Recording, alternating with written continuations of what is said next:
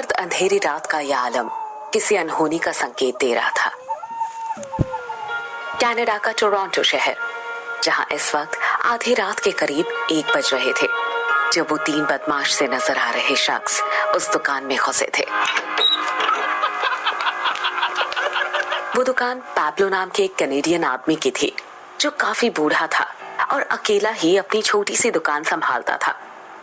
खैर, रात काफी हो चुकी थी और पिछले कई घंटों से दुकान में एक भी ग्राहक नहीं आया था। बावजूद इसके पैब्लो थोड़ी थोड़ी देर पर बाहर दरवाजे की ओर देख रहा था। शायद उसे किसी के आने का इंतजार था और कुछ ही मिनटों बाद उसका वो इंतजार खत्म हो गया। बाहर एक कार आकर रुकी और थोड़ी देर बाद ब्राउन कलर की हुडी वाले जैकेट और ब्लैक कलर की जीन्स पहने हुए एक लंबे से युवक ने दुकान के अंदर प्रवेश किया। हुडी वाले उस शख्स को देखते ही पैब्लो ने खुशी से चहकते हुए कहा, आ गए तुम। ये सुनकर वो हुडी वाला भी मुस्कुराया। यूं तो वो कोई रहस्यमय शख्सियत वाला इंसान नजर आ रहा था, मगर उसकी मुस्कुराहट ऐसी थी मानो सदियों से चली आ रही किसी लंबी और काली रात का अचानक सवेरा हो गया हो। हुडी वाले बंदे ने ठंडे मगर खुशनुमा अंदाज में कहा, आप हर रात मेरा इंतजार करते हैं और तुम हर रात आते थे सिर्फ एक बियर की कैन के लिए, वो भी अपने रेसिडेंस से मीलों दूर, जबकि ये बियर शहर की हर दुकान पर मिल जाती है। कहने के साथ ही पैब्लो ने बियर का एक कैन काउंटर पर रख दिया। हाँ, मगर हर दुकान पर आप नहीं होते ना। पैब्लो एक बार फिर मुस्कुरा उठा और उसे यूं मुस्कुराता देख वो हुडी वाला भी मुस्कुराने लगा। खैर, इसके बाद उसने बियर की कैन उठाई और अपनी जैकेट के बाईं ओर की पॉकेट से कुछ कैनेडियन डॉलर्स निकालकर पैब्लो की ओर बढ़ा दिया। पहले तो हर बार की तरह पैब्लो ने पैसे लेने से मना किया, पर जब उस हुडी वाले ने पैसे ले लेने का आग्रह किया तो हार मानकर उसने वो डॉलर्स रख लिए। एक अरसा हो गया इन तमाम बातों को, मगर तुम हो कि बिल्कुल भी नहीं बदले। आज भी लगता है जैसे वही 23-24 साल का लड़का मेरे सामने खड़ा है, जो आज से ठीक 18 साल पहले मेरी दुकान में आया था अपने लिए एक ठंडी बियर की तलाश में। ये सुनकर वो हुडी वाला शख्स फिर से मुस्कुराया। हुडी वाले ने पैब्लो की चुटकी लेते हुए कहा, हाँ, लेकिन आप बूढ़े हो गए, इसलिए आपको याद नहीं रहा। 18 नहीं, 19 साल हो गए। हाँ, उम्र बढ़ने का एक नुकसान ये भी है, याददाश्त का कमजोर होना। उम्र का बढ़ना भी कुदरत का एक तोहफा है और इंसान बहुत खुशनसीब है जो उसे यह तोहफा नसीब होता है। पैब्लो, जो उसकी इस बात का मतलब नहीं समझ पाया था, उसे अजीब सी नजरों से देखने लगा। क्या कहा? कुछ नहीं, अब चलता हूँ। ठीक है, बाय, टेक केयर ऋषि। उसका नाम ऋषि था। You too, Pablo. See you tomorrow. इतना कहने के साथ ही ऋषि दरवाजे की ओर बढ़ गया, पर जैसे ही वो दरवाजे की ओर मुड़ा, अचानक एक भारी भरकम शरीर वाला मोटा इंसान उसके रास्ते में आ गया और वो उससे टकरा गया। Sorry. ऋषि ने हड़बड़ी में उससे माफी मांगते हुए कहा, जबकि वो मोटा आदमी उस पर ध्यान दिए बगैर ही काउंटर की ओर चल पड़ा। ऋषि उसका ऐसा बर्ताव देखकर थोड़ा सा चौंका, मगर फिर जब उसने उसके पीछे पीछे चल रहे 2 बदमाश सी शक्ल वालों को देखा तो फौरन समझ गया कि वो जरूर कोई गुंडे लफंगे टाइप के इंसान थे।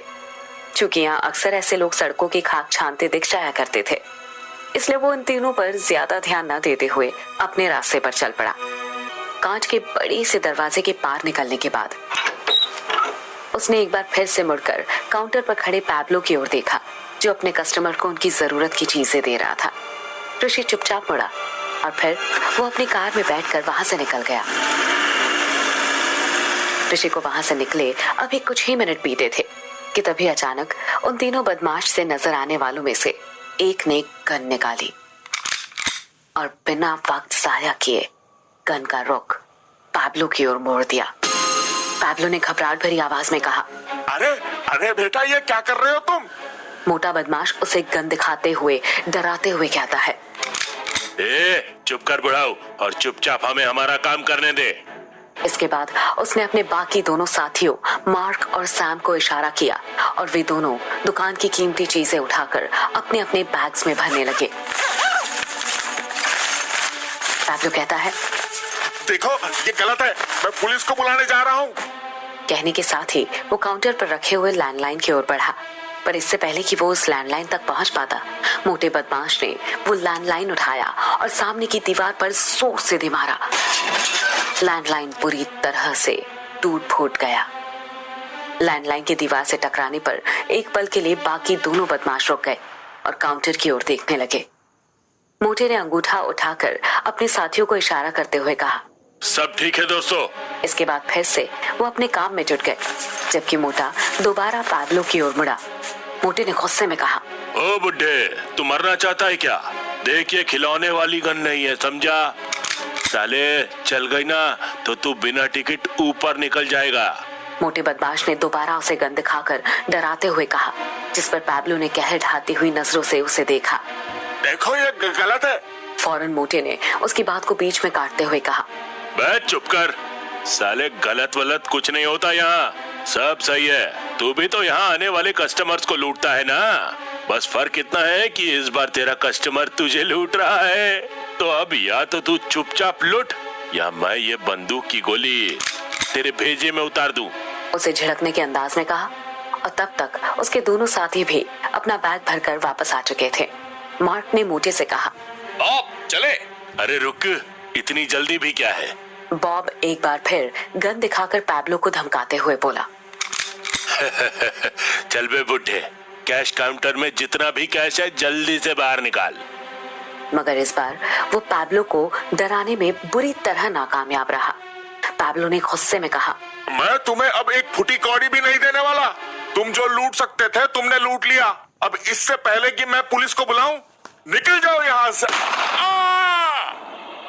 आगे के शब्द पैब्लो के गले में ही घुट कर रह गए, क्योंकि पैब्लो अपनी बात पूरी कर पाता उससे पहले ही मोटे बॉब ने उस पर गोली चला दी थी।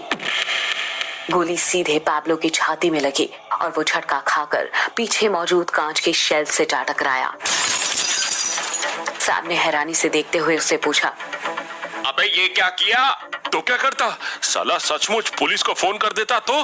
पर उसका फोन तो तूने पहले ही तोड़ दिया था ना। अरे हाँ, मैं तो भूल ही गया था।